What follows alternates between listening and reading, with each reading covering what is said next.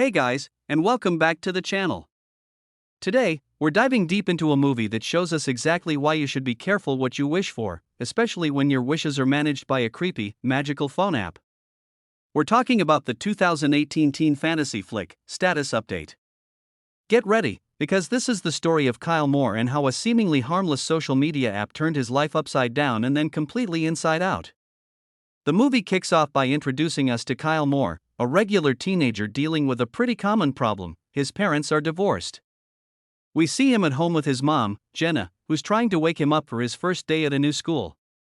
After she leaves, Kyle makes a video call to his dad, whom he clearly misses a lot, showing us that despite the separation, he's still a kid juggling two different lives. Now, let's meet the rest of the household. We have Kyle's sister, Maxie, who is, shall we say, very active on dating apps. She's constantly texting guys, focusing on what she can get from them.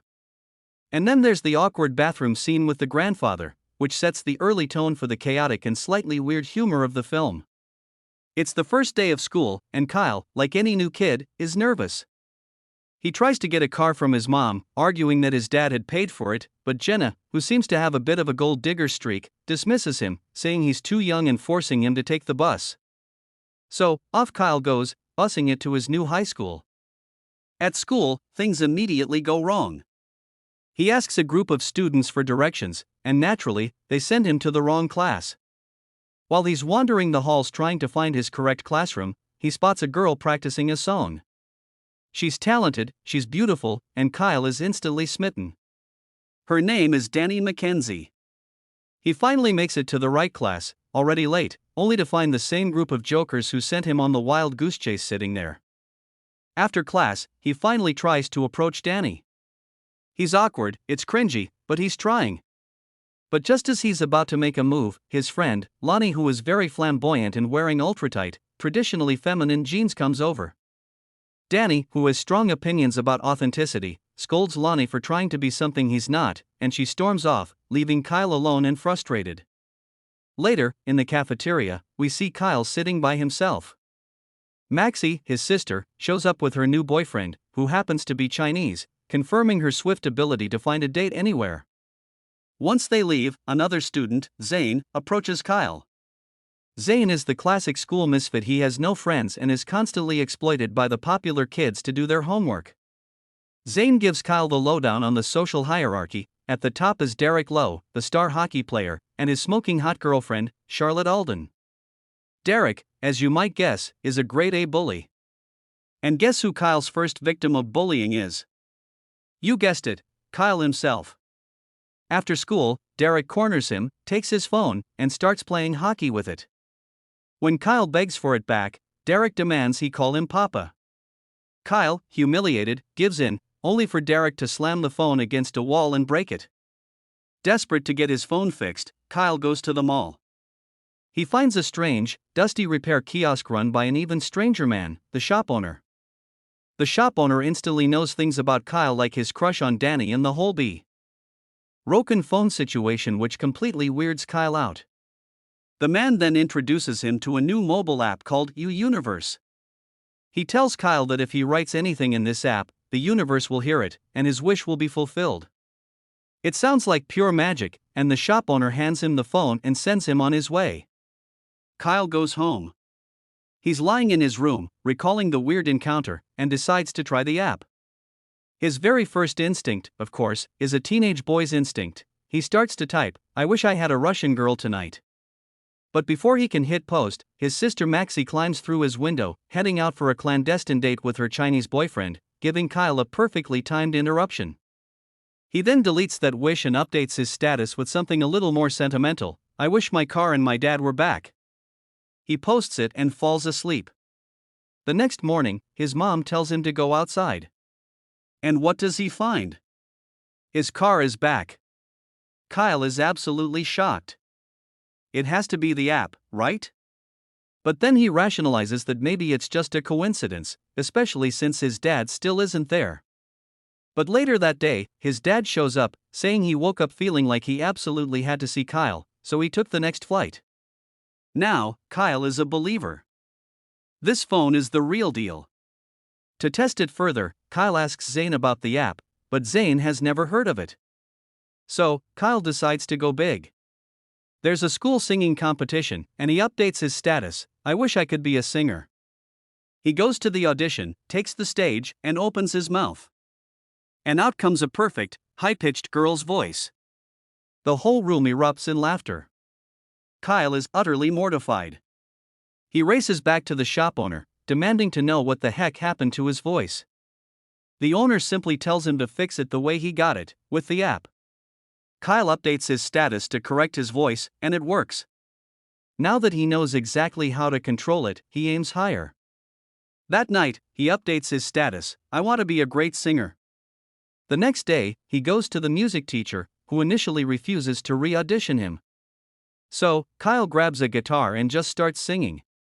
His voice is incredible, his guitar skills are phenomenal, and everyone, especially Danny, is impressed. He gets selected for the competition, and just like that, he's popular. His popularity means a date with Danny. They are at a cafe when Derek, the bully, shows up and challenges him to a fight. Kyle steps out, but not before quickly updating the app. I wish I had Bruce Lee's powers. Outside, the two start fighting. Kyle, now possessing superhuman martial arts skills, absolutely destroys Derek, breaking his arms and legs and ending the fight instantly. Later, Kyle takes Danny on a long drive. Danny mentions she really wishes she could go on a swing. Kyle, ever the magician now, updates his status. Moments later, they see a massive Ferris wheel on the side of the road. Danny is thrilled. They get on the ride, but when they reach the top, the Ferris wheel stops. With all the romantic energy building up, they start intensely kissing right there at the top of the world. The next day, Kyle and Danny are practicing for the singing competition. Kyle suggests they ditch the teacher's choice and sing the song Danny wrote herself. The teacher agrees, and Danny's song is a hit. The connection between them is growing, and they share another kiss outside class. But the school bell rings, and Danny leaves. Sue. Dimly, Lonnie shows up, aggressively telling Kyle to stay away from Danny, claiming she's his friend. The power is starting to change Kyle. While he's eating with Zane, Derek walks by and bullies them. Kyle is furious. He decides he needs to humiliate Derek permanently. He goes to the ice hockey practice and uses the app, writing, I wish I could be a national-level ice skater. He grabs a stick, but when he tries to impress the coach, he starts dancing on the ice, not playing hockey. He realizes his mistake. He wished for a skater, not a hockey player. Embarrassed, he quickly updates the app again. I wish I could be a national-level hockey player. This time, his skills are flawless. He's so much better than Derek that the coach makes Kyle the new captain and kicks Derek off the team. Kyle is now the most popular guy in school. Danny approaches him, worried he's missing their singing practice because of hockey. Kyle reassures her that the singing competition is still what matters most. But his ego is getting bigger. When he's with Zane, Zane mentions his parents want to meet Kyle because they can't believe their son actually has a friend. Then, Kyle's hockey teammates invite him to hang out. Kyle shrugs off Zane and goes with the popular kids. At the bar, Charlotte Alden, Derek's ex, starts flirting heavily with him. She gets him to smell her perfume, which he describes as Cardac Mall, excellent stuff, and invites him to a party that night. At the party, Kyle is the star. Derek is there, heartbroken and standing alone. Charlotte finds Kyle and takes him into a corner. She starts aggressively kissing him. At that moment, Kyle gets a text from Zane reminding him about dinner with his family, but Charlotte pulls his phone away and keeps kissing him.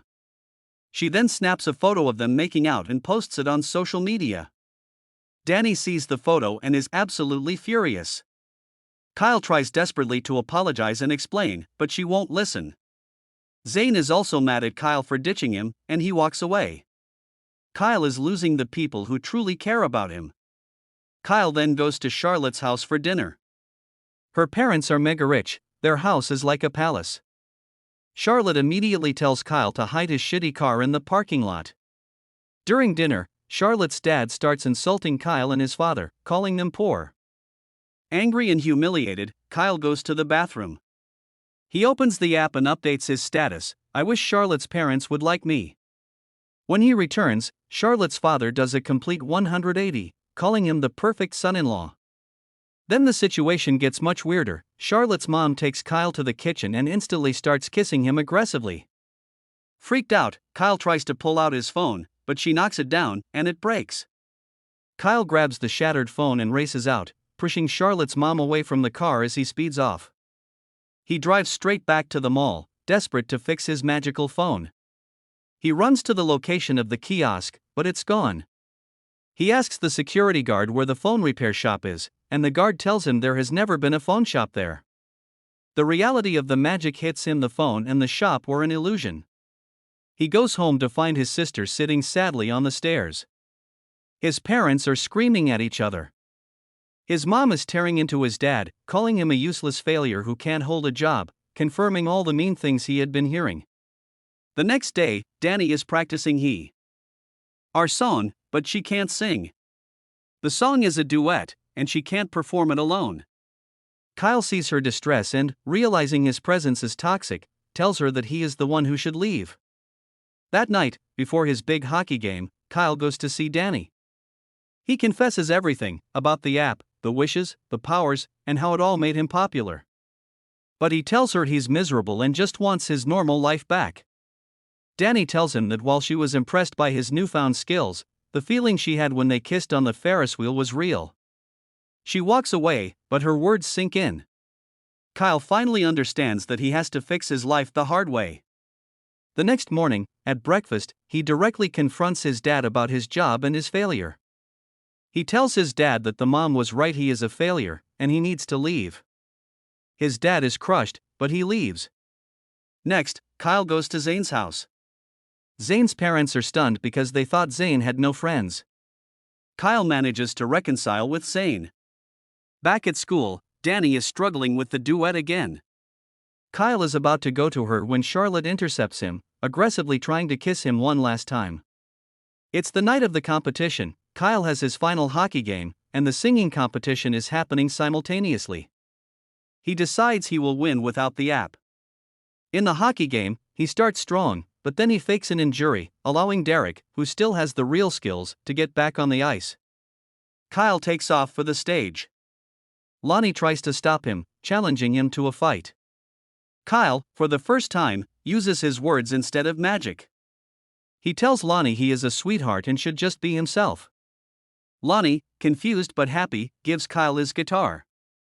Kyle joins Danny on stage, and they perform her duet. They are magnificent, and the audience loves it. After the song, Kyle apologizes to Danny. The stage lights suddenly cut out, and his phone vibrates. The U-Universe app has reappeared. Kyle stares at it, recognizing the temptation, but then he makes his final choice: he deletes the app forever. The next day, everything is back to normal. Danny is still mad at him and ignores him in the hallway. Kyle is disappointed, but as he turns away, Danny runs up behind him, grabs him, and asks, "Are you ready to break the bed today?" She then starts kissing him, confirming that even though the magic is gone, the real connection they built is still there.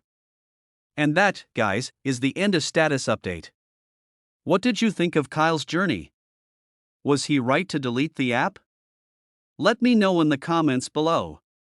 Don't forget to like and subscribe, and I'll catch you in the next one.